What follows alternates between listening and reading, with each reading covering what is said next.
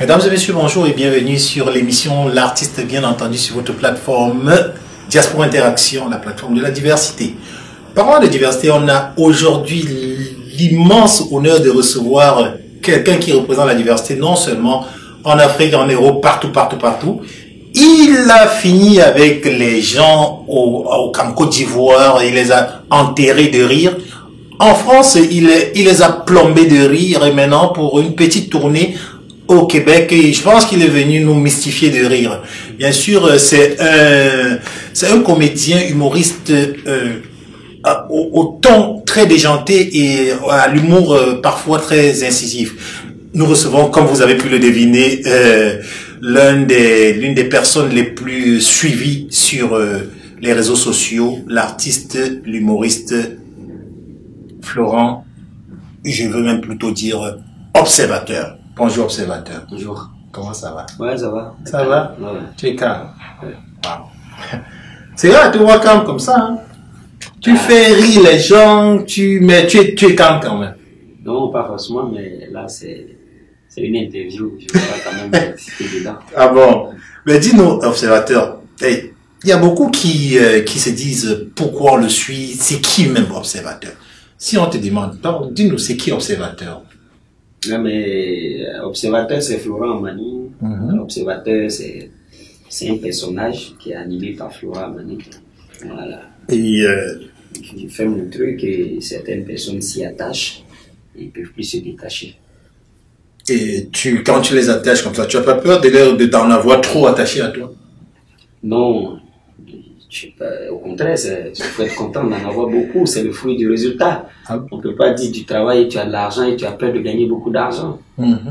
Vraiment, la seule matière, c'est de réussir à rattacher les gens à toi. Qu'est-ce qui t'amène à Québec, dans ce pays froid? Il fait froid ici. Bah, tu vois pas. Bon, c'est qu'en tout cas, je suis arrivé, il fait pas froid, franchement. Ouais. Voilà, sauf si vous avez envie de faire une mauvaise publicité. Faites-le sur vous-même. Je participe pas. Ok. Et je suis là parce que je suis venu une première fois, j'ai bien aimé. Et là, je suis là pour travailler une fois de plus encore.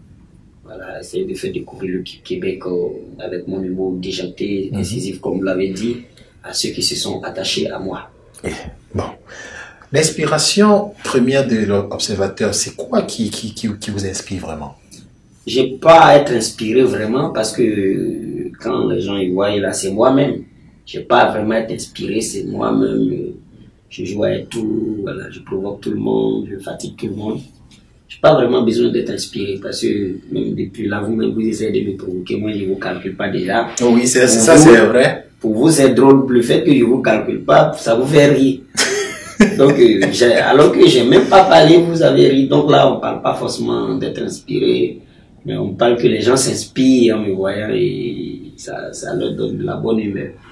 Est-ce qu'on peut dire que aujourd'hui vous êtes devenu célèbre, très célèbre, et ceci à base du réseau? Est-ce que ce phénomène a comme propulsé votre célébrité, ou croyez-vous que si vous n'aviez pas à vous baser sur les réseaux sociaux, est-ce que vous auriez eu cette... Non, jamais. C'est les réseaux sociaux. Sans les réseaux sociaux, je ne serais pas, parce que les réseaux sociaux, c'est là-bas que... Aujourd'hui, vous voyez le petit show que j'ai fait là, je ne sais pas, il y a eu combien, 150 personnes.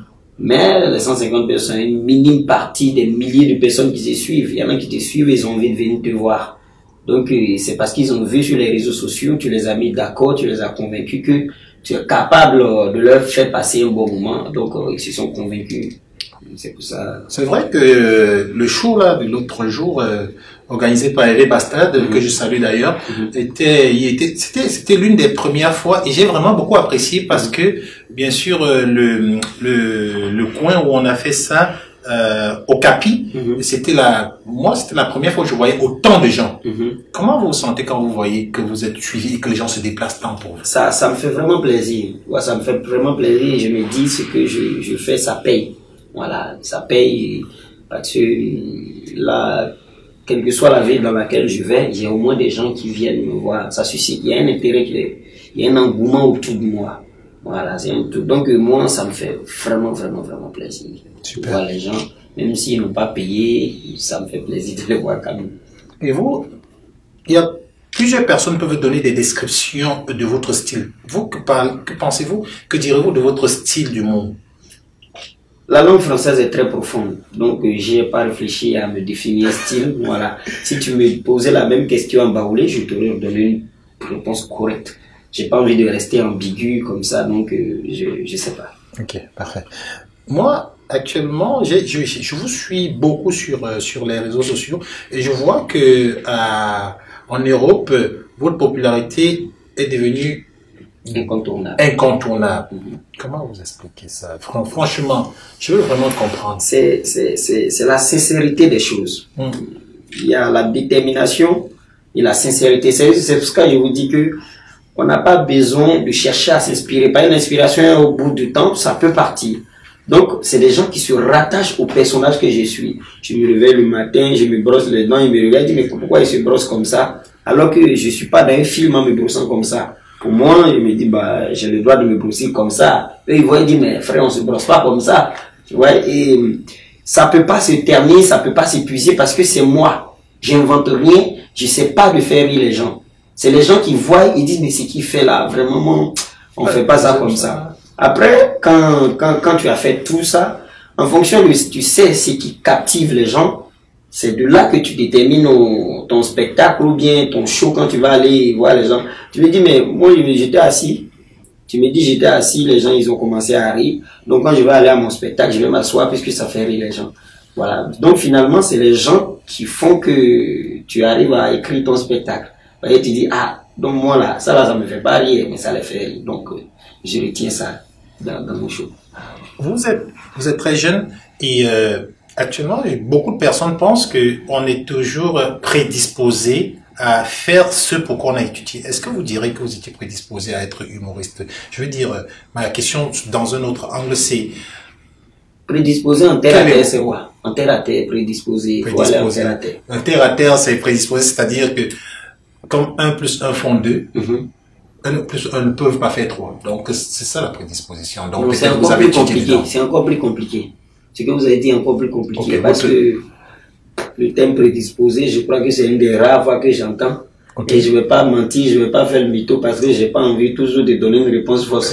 Donc, si vous pouvez donner une réponse, une question thérapeutique. Bon, une question simple, c'est tout simplement. Je m'attendais à ça, c'est ce que ça veut dire. Oui, c'est absolument ça. Ah, voilà. Est-ce excusez-moi, votre niveau de langage est vraiment très soutenu et ça peut me perturber un peu. Est-ce que j'étais prêt à ça? À un niveau, c'est comme je vous redis, c'est la même question, mais la même réponse aussi. C'est quelque chose que je le fais naturellement et je ne m'attends à rien. Parce que je suis comme ça. Voilà. Je n'ai pas dit je fais comme ça, je suis comme ça. Et grâce aux technologies, que je suis là dans ma ville, je vais chanter une chanson, je connais pas les paroles, je fais pas exprès de ne pas connaître les paroles, mais les paroles sont bizarres, mais j'aime juste le refrain. Et les gens me voient, ils chantent, disent, mais regardez comment ils chantent la chanson de tel artiste qui est très connu. Donc, je fais le truc sans rien attendre en retour. Et après, le bouche à oreille, tac, tac, tac, tac, tac, ça crée tout cet engouement autour de moi. Donc, on ne peut que dire, Dieu merci, qu'il y ait ce résultat. Sinon, pour dire que je m'attends à ça, franchement, ce serait mentir. Mais arrivé à un certain niveau, normal, tu vois que le nombre de tes abonnés, tu vois 300 000, 400 000, 500 000. Mais le hic, je ne peux pas me fier à ces chiffres. Parce que j'ai plus que ça qui me connaissent. Voilà, plus que ça. Mais je vous remercie beaucoup pour cette réponse qui amène vraiment une lumière à ce que je cherchais à savoir et que nos web spectateurs cherchaient à savoir. Actuellement, on va prendre si vous permettez, on va prendre une petite pause et on va revenir pour une deuxième phase. Merci infiniment. Mesdames et messieurs, bonjour et bienvenue sur l'émission Petit Commerce Sale.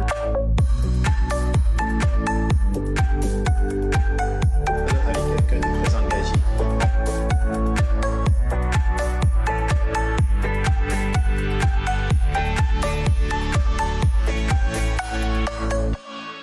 Donc, bienvenue à ceux qui nous rejoignent bien sûr pour cette deuxième partie de l'entrevue de Florent Amani, qui est l'observateur le plus avisé actuellement sur les réseaux sociaux. Alors, dis-moi, observateur, il y a beaucoup de jeunes qui rêvent d'être comme toi. C'est quoi le secret pour être un bon humoriste? Moi, ici, il rêve vraiment d'être comme moi ou il rêve de faire ce que je fais? Non, il rêve de faire ce que tu fais. Voilà, s'il rêve de faire ce que je fais, c'est le travail. Maintenant, s'il rêve d'être comme moi, je ne suis pas ceux qui peuvent être comme moi, parce que je suis ce que je suis, voilà. Je parle de la réputation surtout. Voilà, s'il rêve de faire ce que je fais, c'est le travail. Travail, il faut démarrer, si tu veux faire des vidéos, il faut aimer. Il faut aimer parce que si tu n'aimes pas, au bout d'un moment, tu vas être saturé. Très vite, mais tu vas être saturé. Moi, ça fait plus de 3 ans, je suis dedans, bon, les gens disent, mais il y a toujours du nouveau.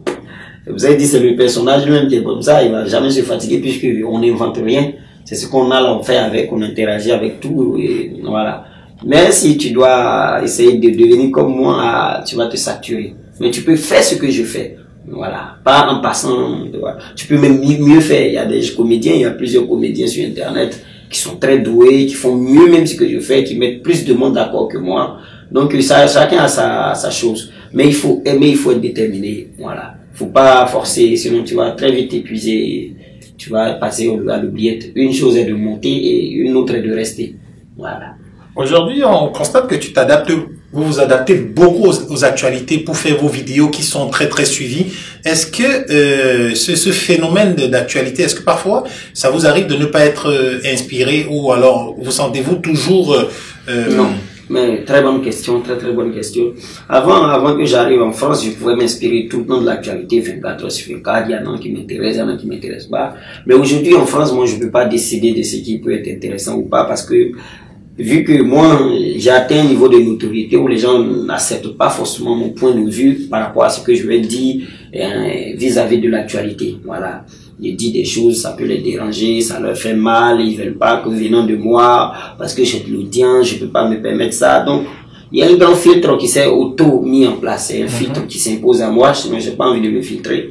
Qui s'impose à moi, vu que bon, moi, tout le monde, quand l'autre dit, il appelle l'autre producteur, c'est qui le produit, bon, écoute, tu as dit un truc sur moi, je me passe à fond à lever. Voilà, parce que maintenant, les gens, ils me prennent vraiment au sérieux. Alors que moi, je demeure cette personne un peu banale qui peut faire tout et n'importe quoi. Mais vraiment, les gens, ils aiment pas trop. Donc, je peux pas forcément utiliser aujourd'hui l'actualité. Je peux inventer une petite histoire, la raconter comme je peux, faire avec ce que je peux, mais mon champ d'action est restreint. Mon champ d'action se réduit. Plus je monte, ça se réduit. Voilà. Donc, c'est une des difficultés. C'est pour ça que je dis c'est une très bonne question. C'est une des difficultés. Les gens n'acceptent pas ce que je suis, n'acceptent plus. Ils me voient même comme un problème déjà. Voilà. Ils me voient mon humour comme un problème. Tu prends, tu interviens dans ça, tu vends telle personne, ah, tu es parti pris, tu es ça. Moi, en vrai de vrai, j'en ai rien à foutre, comme je le dis. Mais, il y a beaucoup de censure. Beaucoup de censure, beaucoup de restrictions. Et c'est dommage. Donc, je suis obligé de me canaliser d'un petit endroit, tourner sur moi-même et puis surchauffer. Voilà. Okay. Et que pensez-vous de la promotion culturelle, spécialement vraiment dans l'humour au niveau des communautés? Je répète la question, s'il vous plaît. Que pensez-vous? Est-ce qu'il y a assez de promotion culturelle, artistique, surtout dans le domaine de l'humour humoristique, dans les communautés? Est-ce que vous êtes assez invité? Parce qu'on sait que les artistes, les chanteurs et tout ça, c'est tout le temps. Non, mais j'ai dit non. Et comment améliorer ça? Je dis non, mais peut-être que la faute est purement à mon niveau parce que moi, je me dispose pas encore à accepter les invitations. Voilà, je me prépare et comme je vous dis, j'ai atteint, vous l'avez dit même, j'ai atteint un niveau de notoriété où les gens attendent beaucoup de moi. Donc, ce serait bête que les gens ils disent ah il va venir, il va nous faire un bon truc et puis tu arrives, tu fais de la merde. C'est vraiment pas professionnel et vraiment pas mature d'agir comme ça.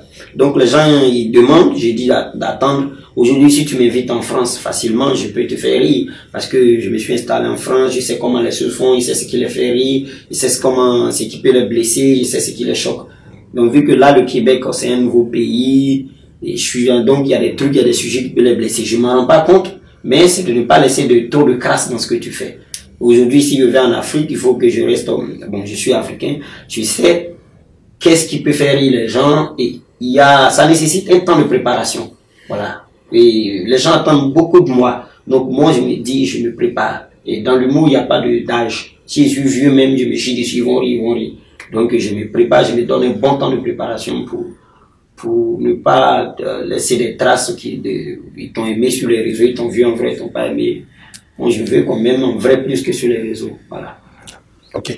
On a aussi constaté, et bien sûr avec plaisir, nous autres, que vous êtes très très associés à des stars aujourd'hui, Booba et toutes les autres.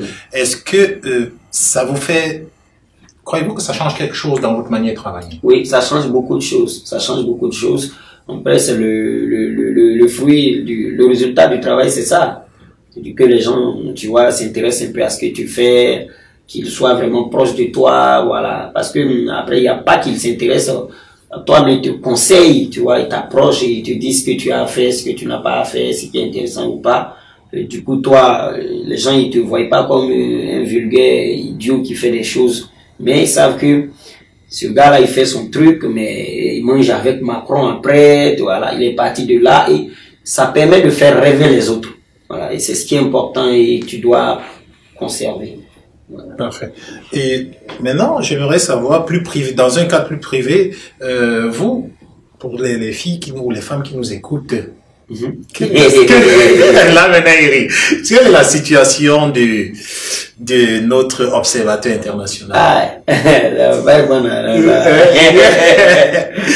Est-ce que si, écoutez, vous pouvez prendre un joker, c'est pas obligé, mais s'il y en a une qui aimerait comme ça vous inviter à venir manger. On va juste manger, après il faudra qu'elle me redépose chez moi, hein. Bon. Voilà, j'ai pas l'intention de faire du sport. Ah bon?